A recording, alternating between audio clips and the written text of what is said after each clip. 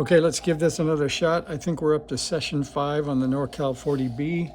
So today I have outlined in blue the plan. It looks like 5 parts plus 2 toroids. In the session of trying to find these parts and separate them into this bucket, I found that I didn't have the 1K resistor that I needed, and that was because I installed it down here in session 2 in the audio amp. So I pulled that resistor out, and I've got a 1.8K in there ready to solder, and the 1K is in the bucket ready to go in the circuit. So let's give this a shot and see. I don't know if we'll make it through all the parts and the toroids before you guys give up and wander away or not.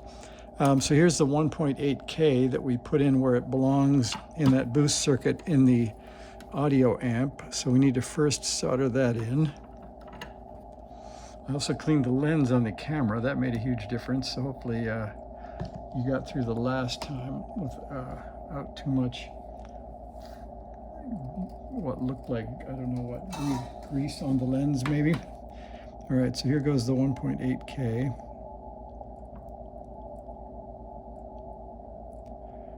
And I did pull that out with a combination of the solder sucker and a little gentle pulling on one end while I heated it up. And this is the solder sucker I use that I got off of Amazon, and it works pretty well. I've been encouraged to get a real solder station with a vacuum pump, but I haven't done it yet. One day maybe. Okay, that's the 1.8K that went back where it belongs. And now, let's see, we can decide where we're going. We are going to put in, let's see, U1 is the target, and U1 is right there. So we'll clamp over here on the VFO side, and we'll see if we can get U1 started up. Again, you can see they've got the board laid out for both the surface mount and the through-hole 8-pin. I got a very courteous email today, too, from the guy where I bought the NorCal 40B kit. He said, check your NE602s to see if they are the following date code and part, and then an instruction of how to check them to see if they are bad. And mine are Phillips parts, so they didn't fit the description, so I didn't make the check because these look like pretty upstanding Phillips genuine parts. So we will hope for the best, but I thought that was quite nice of him to look in on his customers and make sure they have what they need to be successful. All right, there's U1 in the hole. We'll solder that. I missed the slot. There we are.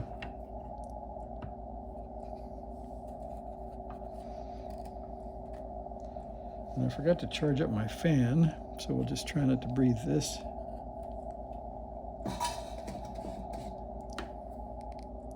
So there is one pin.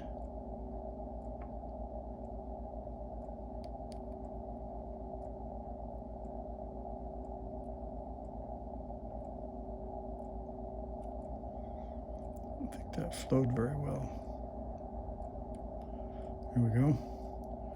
Now we'll do one pin down here, and then we'll check the orientation one more time just to be sure. All right, there's a couple of pins so it won't fall out. And you guys can look and see. There is the notch, and there is the notch hanging out underneath the edge on the board down there, you can see. So that looks good. And we can also see the solder came up through on pin 1, and it came up through on pin 5. So I think we'll continue that process around the rest of those.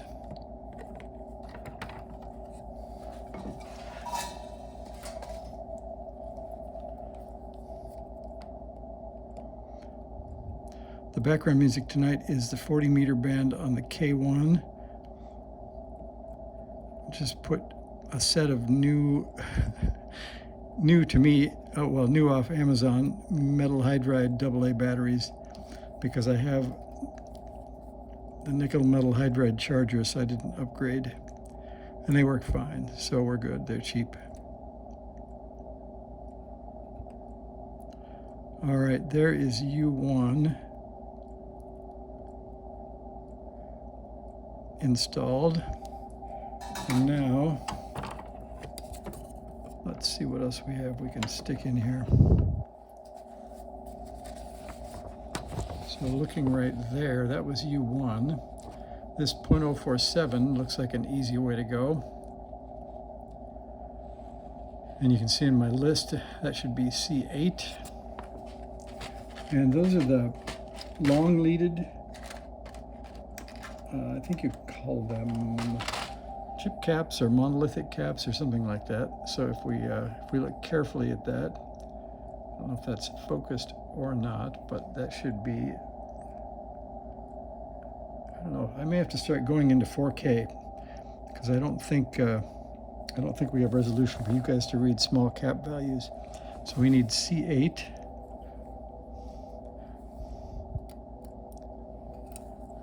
I'll try that on the next video and see how much fatter the video file gets on the upload and see if it's better for you guys to see. All right, so that was C8. Let's find C6 is the 47 picofarad. We'll put that in. And I believe those are marked 470.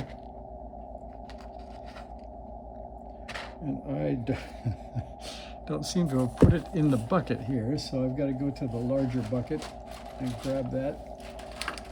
So I separate the parts out from one plastic tray to another as I go to avoid just what's happening right now, which is having to go scrounge for a part. So I think the 470s are short-leaded and monolithic caps, I think. So I'll show you the other bucket, and that is here. You can see that's all the rest of the parts. So I'm going to grab that and we'll stick it in. Make a comment in there if you guys are coming along. I'm watching the number of people viewing, and it seems like most people have finished. There, I think, is a 470. No, that's a 471. So that is a 470. That won't do. Most people have finished, I think, session 1 and 2, and about a third of the people have finished and are caught up with me, so I thought it's time to build some more. So that's where we are tonight, is trying to get ahead of the crowd. All right, you guys can check this. That looks like, if you can read it or not, a 470.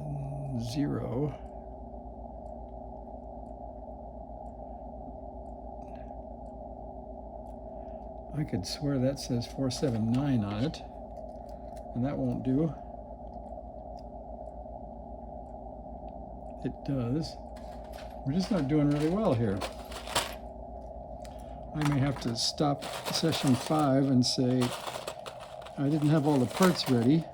So let's skip that cap and we'll go on to the rest, because let's see, what would the impact of that be? That would mean the output of the mixer wouldn't be tuned very well. So we will get that in before we go, but we'll move on and put in, let's see, the 0.01 C5 off of pin 2. So we'll grab that. Those are the, I think, the orange looking discs. There's a 103, that's our 0.01. And again, that is C5. And C5 is right in front of us. Oh, and thank you to whoever pointed me out to C41. That is, let's see, zooming back and down. C41 is way back up in the corner up here by the audio jack. So I did find that and put it in. All right, C5 is ready to be soldered. Now we're going to find C4, I think we have. Let me look. Yep, we have C4. So that is a 5 picofarad. That goes right there.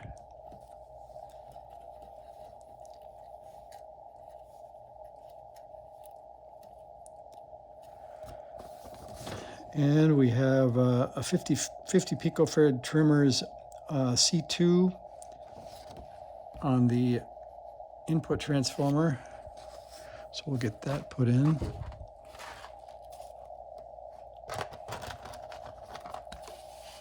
Sorry about that. C2, and C2 has a flat side. You can see that. That goes to the flat side on the board right there. And I will go ahead and start soldering with this one because I don't think it'll stay on the board. It might, but we don't want it to fall out.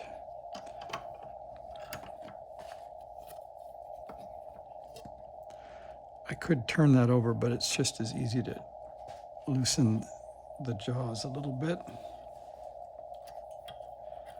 comes the solder for the, the remaining 2 fingers and 1 finger underneath to hold it.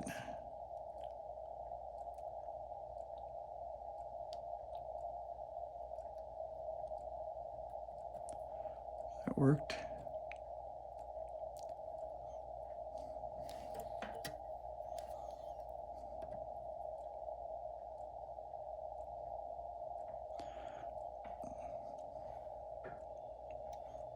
Not sure if that's a great looking joint or not.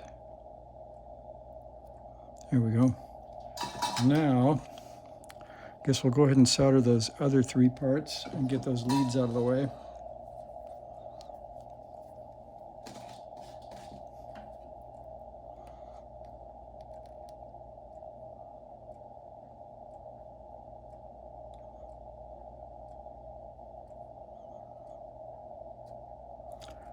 That works.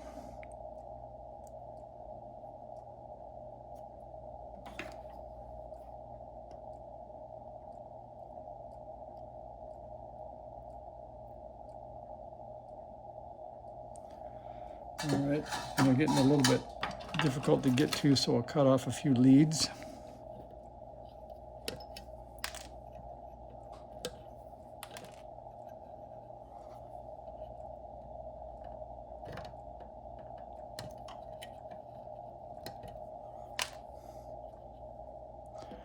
All right, 2 to go. You guys could be getting a jump wiring your toroids if you haven't soldered everything, or you have soldered everything. I've got it already. I noticed that one of them uses about 30 turns, so it needs the smaller 28 gauge wire, and the rest of them seem to be 26 gauge wire. And the kit has 2 little bundles of wire, so I think we're in good shape. All right, there is C4, C5, U1, C8, C9. So we still need, I better mark those off, I guess.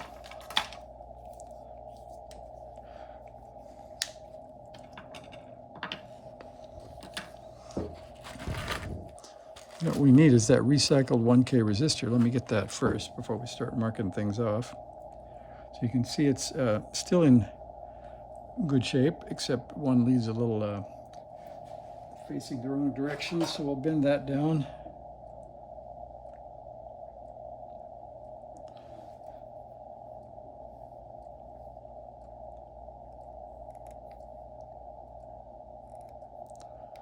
All right, I think we're in good shape.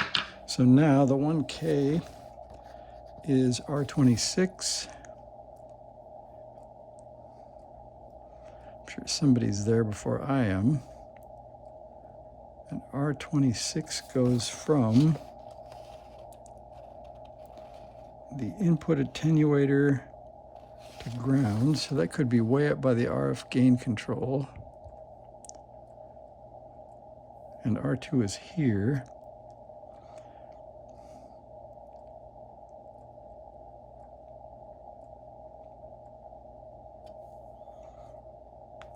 And R20 is it's also on the primary side of T2. This is T2.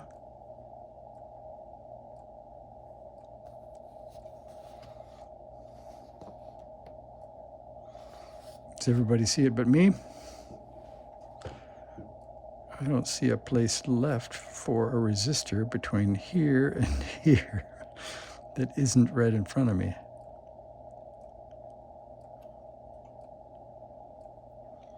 All right, we're going to take this like the rule of losing your keys. We're going to pretend we don't need the keys right now, and we'll come back to that. We do have R2 ready to go, and that is here. And I think I'm going to give it a little bit of a pocket knife scrape so that these mounting tabs will solder nicely.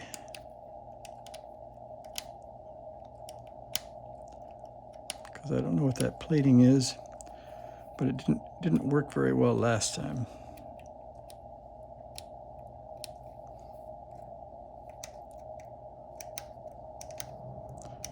And I'm going to try to get it all clean, but I just want some of it to adhere. All right, we'll call that good.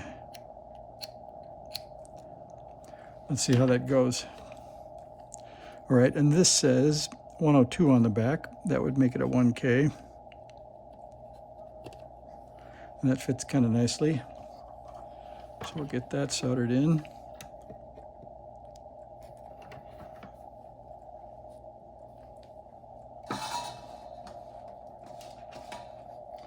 By the way, before I solder, I'll tell you the water for the solder is in here, which is a contact bottle, and it's priceless because it can't dump over, and even if it does, only a couple of drops comes out. So I don't have spilled water on the bench anymore because I keep it in a contact water box.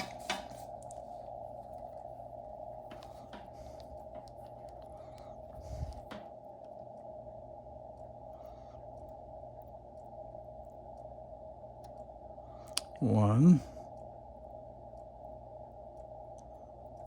two,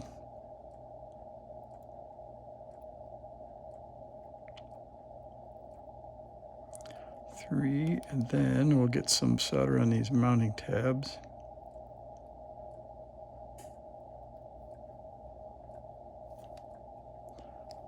That's one, and the other.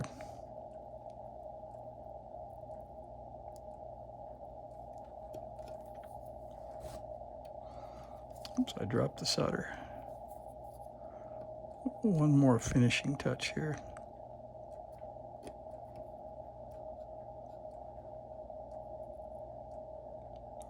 Takes quite a bit of heat to make those hang on there. So that looks pretty straight and good. So that's our RF attenuator. And if you haven't played with a NorCal 40, the audio gain is just sitting back here in the corner, and it generally, you don't need it all the way up. I usually run it almost all the way up, and there's sometimes on some of them a place where if you just leave it all the way completely wide open, it will tend to either distort slightly or maybe even oscillate a little bit. So it's always good to back that one off.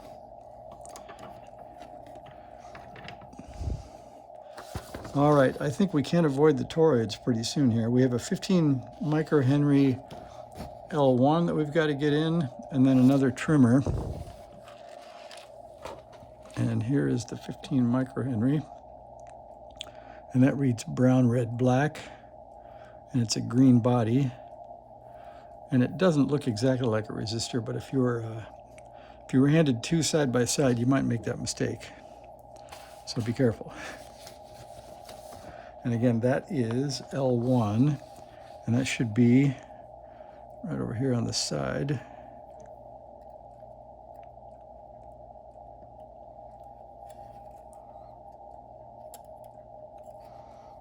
I think I need to do some plier bending here. That's a pretty wide space.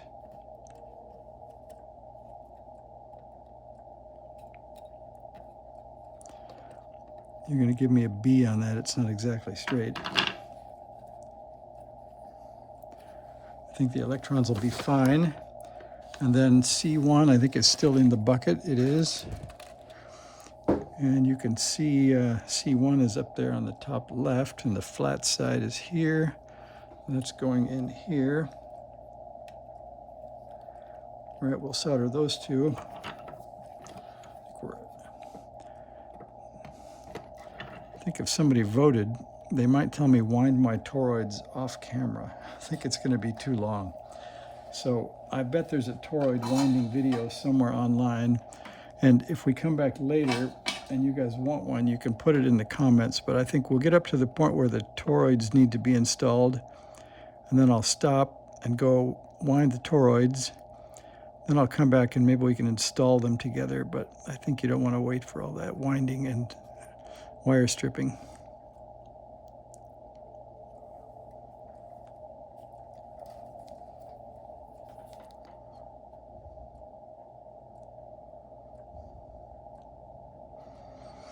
All right. Now, except for that one mystery resistor, which I'll have to go find, that gets us through. If we zip back over here and look at our black diagram, we are AF amp and product detector. We're skipping a crystal filter. We're now building the RX mixer. So short of having a VFO to drive it with, we will be able to get something through. We don't know what, but we'll see. We'll have to get the VFO going right before we get the mixer ready. So I'll go finish, like I said, that one resistor that I think I didn't find. I'll mark off some parts. I'll wind 2 toroids. I'll get them ready to install, and I'll show them to you before we do put them on so you can see how they're wound. And we'll call this session 5. So thanks for watching.